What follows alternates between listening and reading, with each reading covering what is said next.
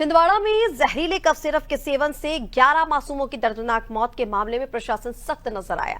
शनिवार देर रात परासिया थाने में शिशु रोग विशेषज्ञ डॉक्टर प्रवीण सोनी और तमिलनाडु स्थित ट्रेसन फार्मास्यूटिकल कंपनी के खिलाफ एफआईआर दर्ज की गई। इसके तुरंत बाद एसपी की स्पेशल टीम ने डॉक्टर सोनी को कोतवाली थाना क्षेत्र के राजपाल चौक से गिरफ्तार किया।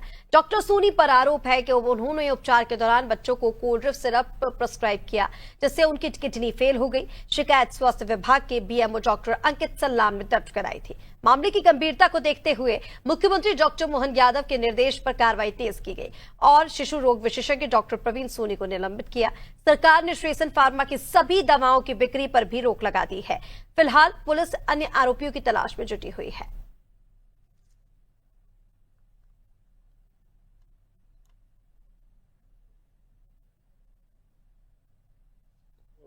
पता होगा कि छिंदवाड़ा जिले के परासिया अनुभाग में विगत कुछ दिनों से बच्चों की मौत जो है की रिपोर्ट हो रही थी। और इनिशियली जैसे आप लोगों ने कोई जानकारी में है कि शुरुआत जो होती थी खांसी और सर्दी से होती थी और फिर फर्दर जाकर के उसमें रीनल फेलियर जैसे भी सिम्टम्स उसमें पाए गए और बच्चों की जो है इससे मृत्यु हुई है। तो इस संबंध में जो ब्लॉक मेडिकल ऑफिसर है उनके द्वारा भी जो है एक जांच रिपोर्ट प्रस्तुत की गई और जांच रिपोर्ट में ये बताया गया है कि एक जो कोल्ड सिरप था कोल्ड ड्रिप उसमें एक ऐसा कंपाउंड है जिस वजह से जो है ये मृत्यु का होना पाया गया है। और जो कोल्ड सिरप है उसका लैब टेस्ट भी कराया गया। लैब की जो रिपोर्ट्स भी आई हैं और लैब रिपोर्ट में डाइइथिलीन ग्लाइकॉल जो है वो एक ऐसा पदार्थ है जो कि परमिसेबल लिमिट से जो है उसमें ज़्यादा पाया गया है। और ये रिपोर्ट्स भोपाल से भी हमें प्राप्त हुई हैं और तमिलनाडु से भी जो है ये रिपोर्ट हमें इसी संबंध में प्राप्त हुई, जिसमें कि जो परमिसेबल लिमिट है उससे ज़्यादा इस कंपाउंड का होना पाया गया, जो कि मृत्यु का कारण जिसमें बताया गया। इस वजह से जो है ये कोई पॉइजनस सब्सटेंस होता है, इस वजह से जो है बच्चों की इसमें मृत्यु हुई है। और इसी सिलसिले में कल एक मुकदमा कायम किया गया है परासिया थाने में और मुकदमा जो है 105 BNS 276 BNS और 27A drug and cosmetic act, इसके तहत जो है इसमें मुकदमा पंजीबद्ध किया गया है। और अभी हाल फिलहाल इसमें चूँकि जो मैन्युफैक्चरर है वो तमिलनाडु की कंपनी है, श्रीशान फार्मास्यूटिकल कांचीपुरम की कंपनी है, उसके खिलाफ भी मुकदमा रजिस्टर किया गया है। और जिसमें जो डॉक्टर जिसने कि प्रिस्क्राइब की थी मेडिसिन डॉक्टर प्रवीण सोनी, उनके खिलाफ जो है अभी मुकदमा कायम किया गया। और फर्दर हम इसमें जो फैक्ट्स आते जाएंगे, जो तथ्य इसमें आते जाएंगे, उसके हिसाब से जो आगे हम फर्दर हम कार्रवाई करते जाएंगे।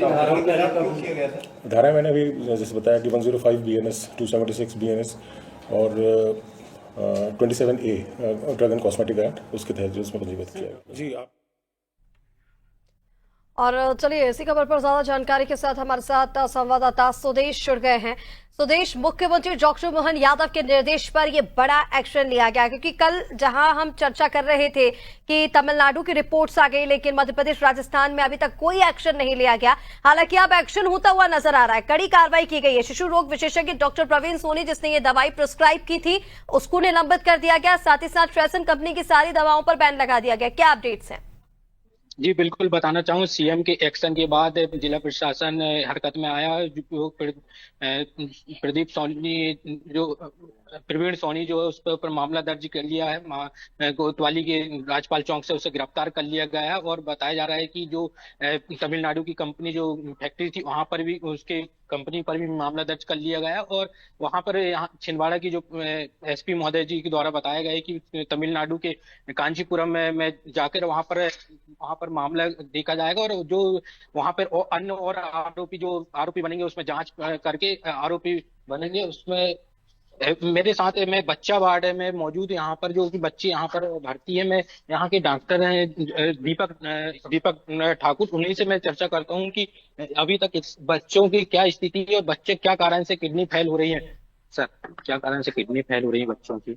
देखिए, पिछले 3 हफ्ते से जैसे कि आप लोगों के संज्ञान में है, बच्चों में अचानक से बुखार सर्दी खांसी के बाद किडनी खराब होने की समस्या के केसेस हमारे छिंदवाड़ा डिस्ट्रिक्ट में पर्टिकुलरली परासिया ब्लॉक में बढ़ गए हैं, है ना। इनकी प्रारंभिक जांच करने पर पाया जा रहा है कि ये सारे बच्चे सर्दी खांसी बुखार के लिए ट्रीटमेंट ले रहे थे और उसके कुछ दिनों बाद बच्चों को यूरिन ना आने की समस्या पैदा हुई, जब यूरिन ना आने की समस्या पैदा हुई, उसके इन्वेस्टिगेशन कराए तो पाया गया कि किडनी में बहुत ही सीवियर खराबी पाई गई।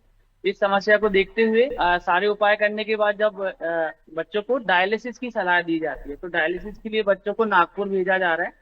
और उपचार के दौरान ज्यादातर बच्चों की ठीक नहीं हो पा रहे हैं, उनकी मृत्यु हो रही है।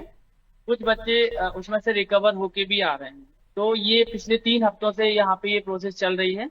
और अभी जैसे कि जो रिकॉर्ड में हमारे 9 बच्चों की अभी तक मौत हो चुकी है किडनी फेलियर की वजह से, और कम से कम 8 से 10 बच्चे उपचार के बाद ठीक भी हो चुके हैं। दीपक ठाकुर सर जो थे हमारे साथ मौजूद है, और यहाँ पर 9 बच्चों की पुष्टि यहाँ पर रिकॉर्ड पे हुई है, लेकिन अभी तक आधिकारिक पुष्टि 11 बच्चों की मौत बताया जा रहा है। जी बिल्कुल सुदेश, ये भी जानने की कोशिश कीजिए। देखिए, क्योंकि 9 बच्चों की मौत होना छिंदवाड़ा में बताया जा रहा है, कहीं पर 11 बच्चे भी कहा जा रहा है, लेकिन क्या अभी तक छिंदवाड़ा के कोई अस्पतालों में ऐसे बच्चे अभी भी मौजूद हैं जिनको इस सिरप की वजह से दिक्कत आई हो, उनका इलाज चल रहा हो? ऐसे कितने बच्चे अभी छिंदवाड़ा में हैं जिनका इस सिरप की वजह से वहां पर इलाज जारी होगा, जो बीमार है? जी, अभी बिल्कुल 13 बच्चे अभी सीरियस कंडीशन में बीमार है, जो कि कुछ निजी हॉस्पिटल में भी भर्ती है और कुछ नागपुर में के निजी हॉस्पिटल में भी भर्ती है। और अभी तक ये 11 की पुष्टि हो चुकी है बच्चों की, और जिसमें से 3 और अभी पुष्टि होना बाकी। 3 बच्चों की अभी मौत हुई है करके बताया जा रहा है, अभी उनकी पुष्टि आधिकारिक रूप से नहीं हुई है।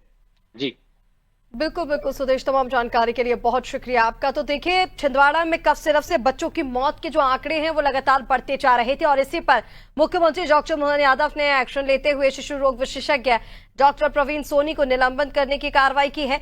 इसके साथ ही श्रेसन कंपनी के सारे प्रोडक्ट्स की बिक्री छिंदवाड़ा में बैन कर दी गई। साथ ही पूरे मध्य प्रदेश में इन प्रोडक्ट्स पर बैन लगा दिया गया है। इस पूरे मामले पर कार्रवाई लगातार जारी है। हालांकि जो सैंपल्स भेजे गए थे उनकी जांच रिपोर्ट्स अभी आनी बाकी है, उसके बाद देखना होगा कि और क्या कुछ एक्शन इस मामले पर लिए जाते हैं।